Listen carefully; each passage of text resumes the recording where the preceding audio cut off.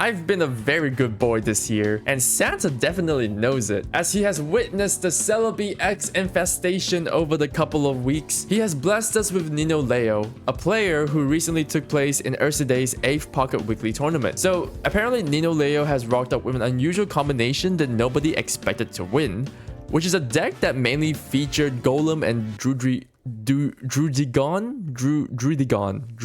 there we go. Which sounds weird at first, but somehow it managed to overcome powerhouses like CelebiEX and GyaradosEX. The best part of this deck is that it is relatively cheap to build and straightforward to play with, so you can start using this deck ASAP. Let's go through this deck bit by bit and you'll see what I mean. So the first thing that you will notice that in this deck is that our Geodude is the same one from the Genetic Apex set. And the reason for this is because it allows us to have a more stable curve when evolving into Graveler, allowing us to deal damage for 2 turns consistently. Druddigon is everyone's favorite new wall thanks to its new Rough Skin ability, which damages your opponent's Pokemon when being attacked by 20 damage, which is pretty decent as this does chip damage and forces your opponent to respect Druddigon while you build Geodude at the back. We also have Marshadow in this deck as a cheap and reliable revenge hitter, as you can deal 100 damage for 2 energy whenever your Pokemon gets knocked out during your opponent's turn. But the most interesting card in this entire deck is a card that I haven't really seen in a while, which is Hitmonlee? Alright, no, like, hear me out. As there is a noticeable pattern in players often using Druddigon to stall and build their main win conditions at the bench,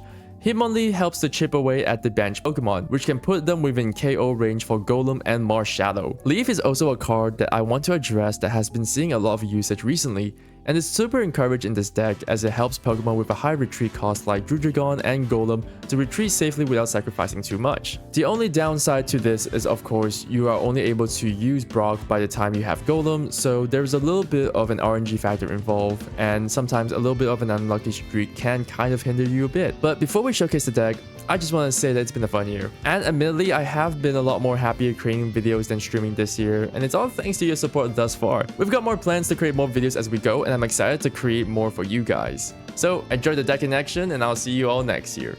Alright, so last battle of Christmas. Give me something spicy to work with. Okay.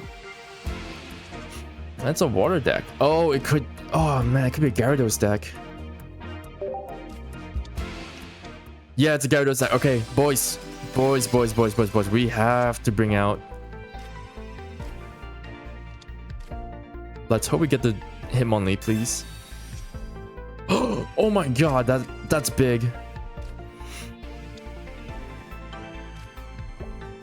No. Let's just... No. Let's leave here. Let's leave here.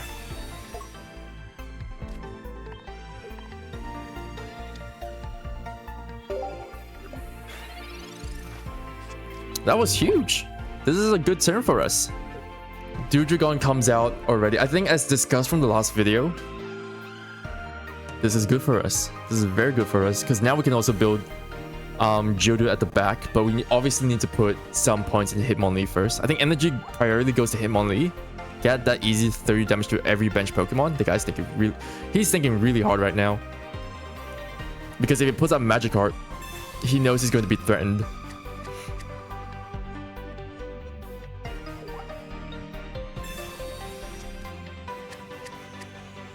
Yep. So let's see what he will do here. Oh, Dratini. 2 Dratinis. Okay. All right. Now let's play. Okay. Now this is a game of chicken, right? But this is a really good example of what the meta game is pretty much like at the moment. Basically, you just have Druddigon sit at the front and wall everything. And this applies to, I believe, a couple of builds. Even this build has Druddigon. Druddigon is just strong.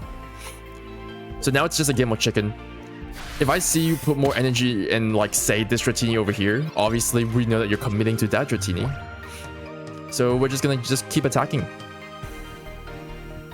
Never back down.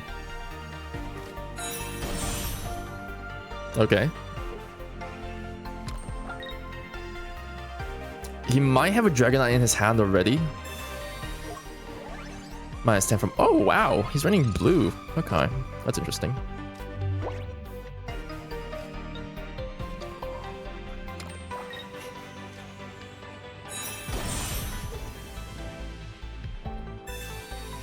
Okay.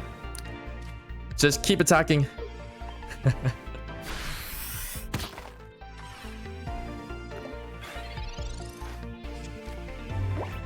Never back down. Never give up.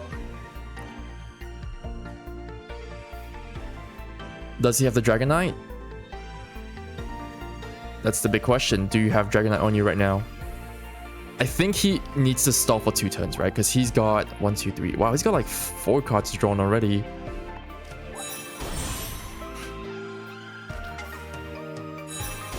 Yep, understandable. Understandable. Let's just play a game chicken. Does he have Leaf in his hand? That's the question. I don't know if he does have Leaf in his hand. Oh, he already has Leaf in the hand. Okay, that's awesome. That's fine. The Dragonite's within KO range for our Golem. Oh, even better. We also have Leaf here, so let's just keep committing. Because what can we really do?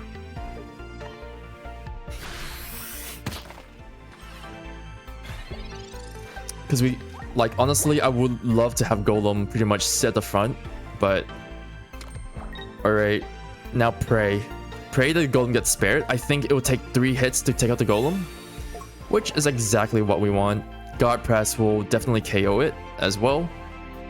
The only way for this to go really badly is if it hits Golem 4 times, which it didn't.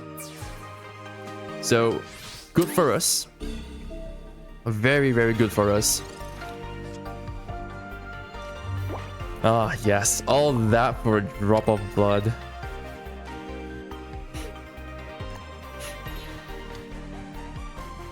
And now we just slap the boy with a guard press. Boom!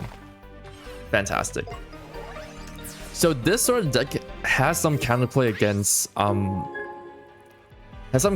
stall decks that utilize like just big tanky Pokemon to sit at the front, like Druddigon.